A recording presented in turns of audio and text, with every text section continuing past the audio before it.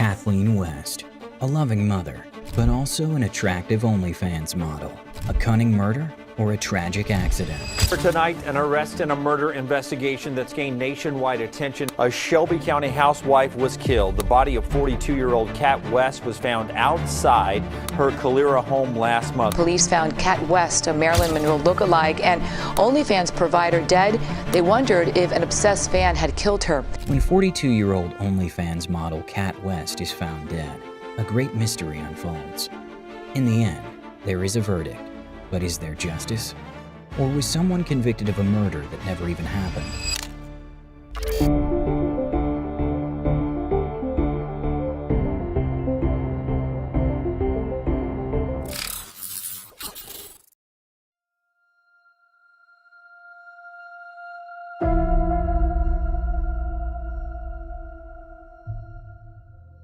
In 2004, Kat Martin married her husband, Jeff West, in Las Vegas.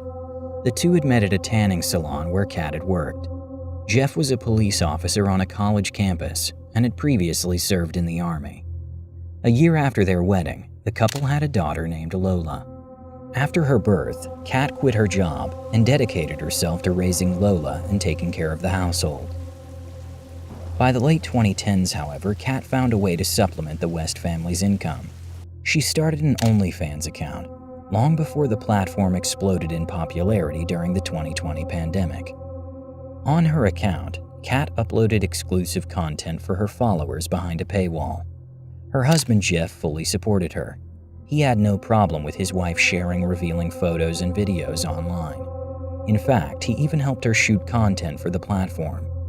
Under the stage name Kitty Kat West, she offered subscriptions starting at $15.99.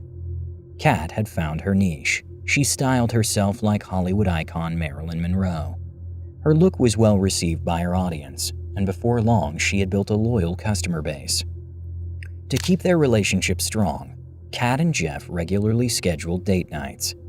On those evenings, the couple spent time together without their now 12-year-old daughter Lola. Usually, one of her grandparents would watch her. That was also the plan on January 12, 2018. Jeff's father took Lola in for the night, and Kat and Jeff went out for dinner at a restaurant. Afterward, they stopped by a liquor store called R&R Liquor Store. There, this security footage was captured. Kat and Jeff both seemed relaxed as they picked out a bottle of alcohol each. Jeff chose whiskey, while Kat grabbed a bottle of absinthe. After their short shopping trip, they drove home together. The two had drinks and used the child-free evening to create content for Kat's OnlyFans.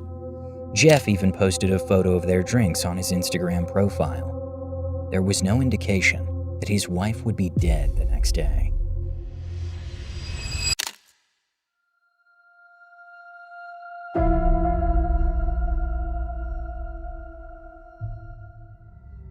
On the morning of January 13, 2018, Makorsha Purifoy had to get up early. She lived on the same street as the Wests. Still half asleep, she got into her car between 5 and 6 a.m. Like every day, she started her drive to work, but after just a few meters, her journey came to an abrupt stop. Something was lying on the side of the road. Not something, someone. When Makorsha got out of her car, she must have felt the blood freeze in her veins. Lying in front of her was the nearly naked body of her neighbor, Kat West, right in the middle of the quiet Greenwood Circle neighborhood. Makorsha was in shock, but she acted quickly. She turned around, drove back home, and called 911. Emergency responders arrived quickly, but there was nothing they could do for Kat. She had been dead for several hours. It was immediately apparent that she had suffered a fatal blow to the head. Beside her body lay her phone and a bottle of absinthe. The only other evidence at the scene was deep red bloodstains left behind by her body on the street. Kat's remains were found directly across from her own home. However, one detail stood out: the position of the bloodstains. There were two large pools that appeared to have spread over several hours, but Kat had only one bleeding wound. That meant her body had been moved at least once. The entire crime scene looked suspicious. The absinthe bottle was partially resting on Kat's phone, as if both items had been deliberately placed. Police concluded that someone had intentionally arranged the body and the objects at the scene. This was no strange household accident. It was now officially a homicide investigation. Forensic investigators found 9 fingerprints on the bottle. Dried blood was visible on the ground. Also, they find a crack at the bottom of the bottle. Accordingly, investigators suggested it had been used as the murder weapon. At the time of her death, Kat was only wearing a sports bra. Forensic testing found traces of semen in her intimate area. However, the sample was too small to identify a clear source. Naturally, police began questioning neighbors, but no one had seen or heard anything suspicious on Friday night or Saturday morning. Makorsha Purifoy was the first and only person to discover Kat's body. As the police secured the scene in front of the house, Jeff West stepped outside. He asked what was going on. One of the officers informed him that his wife had been found dead.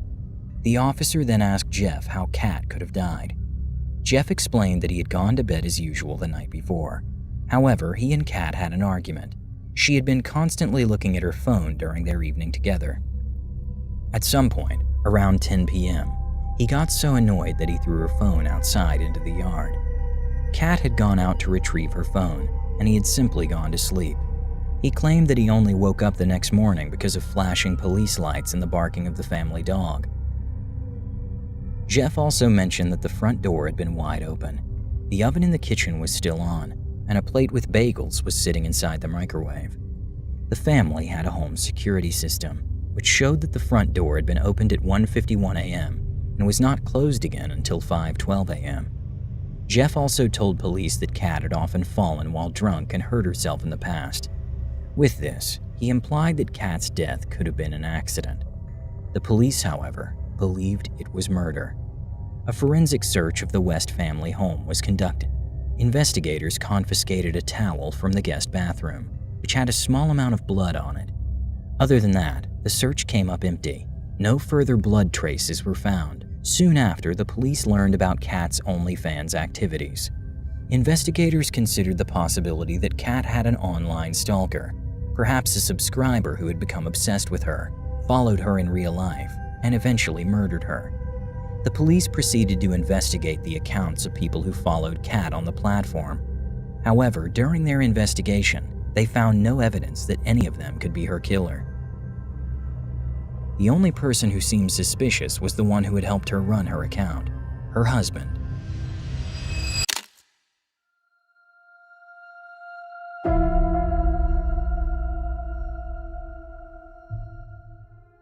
On February 22, 2018, Kat's husband Jeff West was arrested.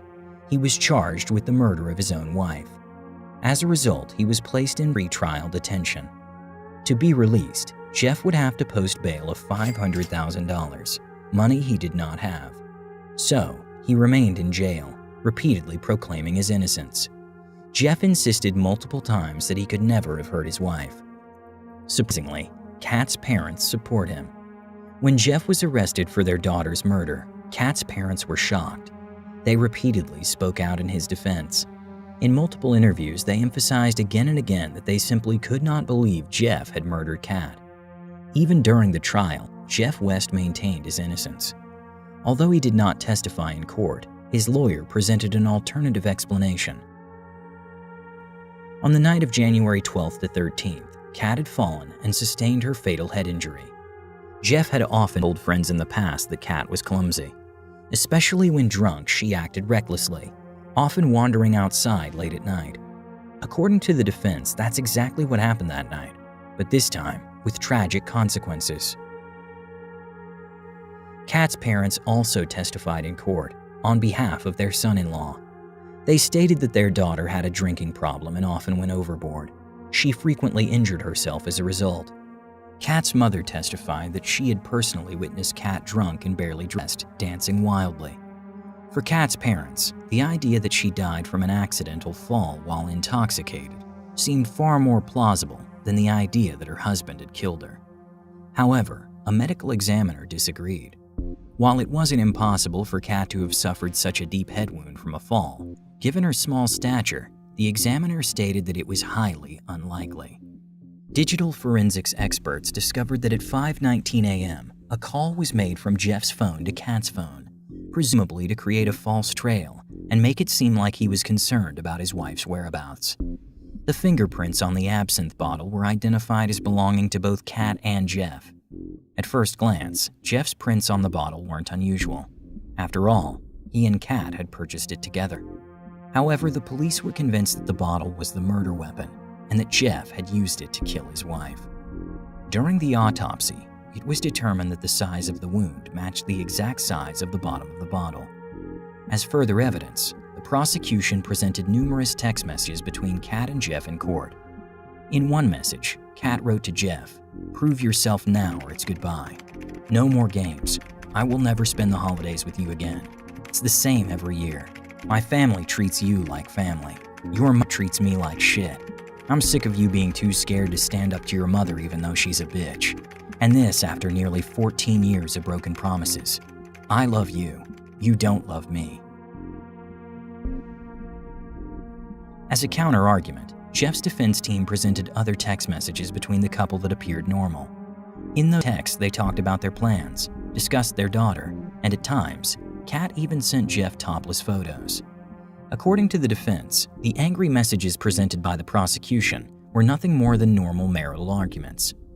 However, the most damning piece of evidence against Jeff was his own statement to a police officer. But is his statement consistent?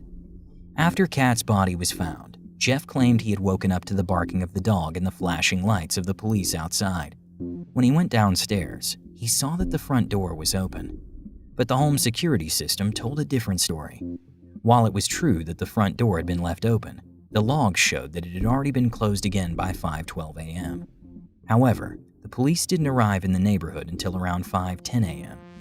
That meant Jeff could not have seen the flashing lights of the police before closing the door. So he didn't wake up because of the blue light, but rather beforehand. In other words, he had lied. Additionally, data from Kat and Jeff's health apps were included in the investigation. Both had step counters installed on their phones, which recorded their movements. Kat's last recorded steps were between 10:45 p.m. and 10:54 p.m. After that, her phone showed no further movement. Jeff's phone recorded his second-to-last movement on January 12th at 10:17 p.m., with 10 steps logged. The final movement was recorded between 11:03 p.m. and 11:10 p.m., with a total of 18 steps. This contradicted his claim that he had gone to bed around 10 p.m., and could be yet another indication that he had lied. The next recorded movement on his phone occurred on January 13th, between 5:12 a.m. and 5:22 a.m., with 59 steps registered. This matched the timestamp when the front door was recorded as closed at 5:12 a.m., according to the security system logs. However, it's important to note that the steps are only recorded when the phone is actually on the person. For example, in a pocket, if someone leaves their phone in one place but moves around, the step counter would not track their movements. Here, a short personal note. I have one of these step counters on my phone, probably like many of you. Depending on the sensitivity of the device, my phone sometimes records steps even when I'm not actually walking. For example, when I move my hand while holding my phone. Other times, it doesn't count steps at all even when I'm walking. So, can we really conclude that Jeff got out of bed just because his phone recorded 18 steps after 11 p.m.? It's hard to say, but those are just my personal thoughts. Let me know in the comments how accurate your step counter is. I can't recall any other case where step counter data was used as courtroom evidence, probably because these apps can be somewhat inaccurate. This is a tragedy. There is a victim. This victim does have family. There is also a offender that has family. It's a tragedy all the way around for everybody involved.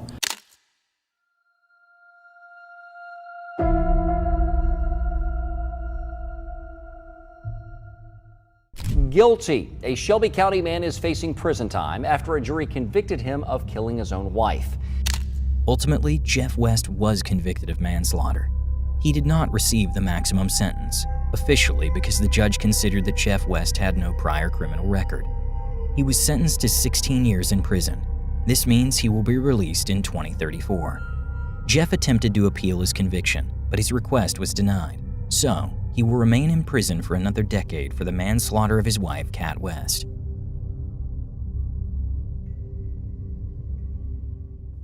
And with that, we've reached the end of today's case. While we do have a convicted perpetrator, This case remains highly controversial.